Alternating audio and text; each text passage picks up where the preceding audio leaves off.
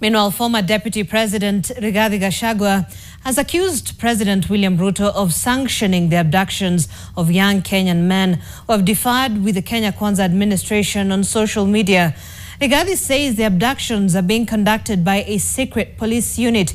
His position being corroborated by NARC Kenya party leader Martha Karua, who also condemned the abductions while calling for the immediate release of the abductees. The Law Society of Kenya has also called out the Inspector General of Police for being economical with the truth, as Bridget Sangana now reports. Merry Christmas, good people. Merry Christmas.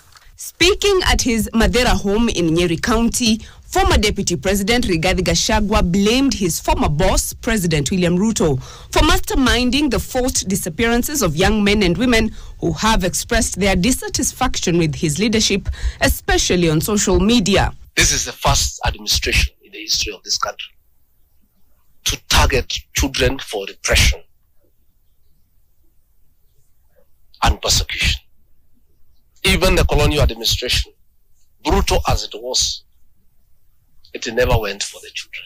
Rigathi says the continued abductions have vindicated his statements in the wake of the June anti-government protests, and he believes the abductions are being organized by a secret police force operating within Nairobi's central business district.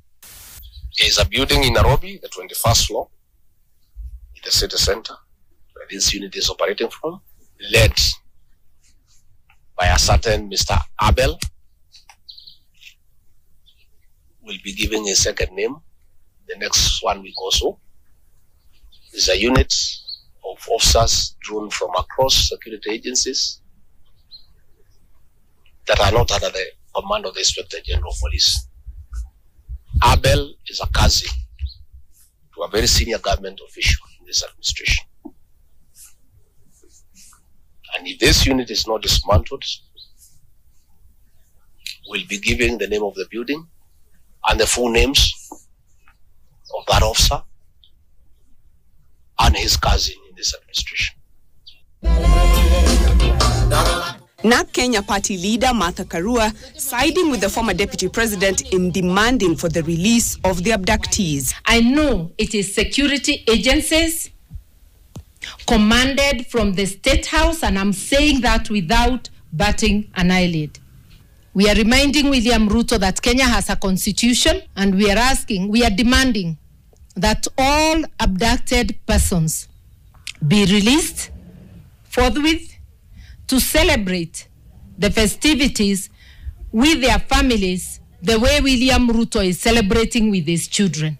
In a statement to newsrooms, the Law Society of Kenya called for the resignation of the Inspector General of Police, Douglas Kanja, for failing to provide the whereabouts of the missing Kenyans, yet his officers have been implicated to be behind the forced disappearances.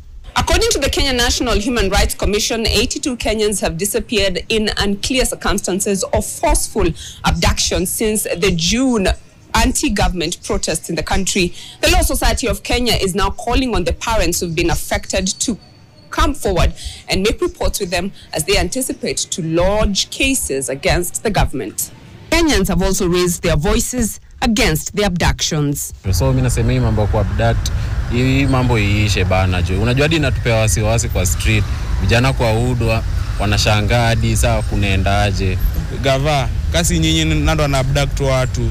Ni akina nani? Mnafaa kutafuta watu. Juu mnasema si nyinyi, ni masanse. Lakini si tuko sure ni nyinyi.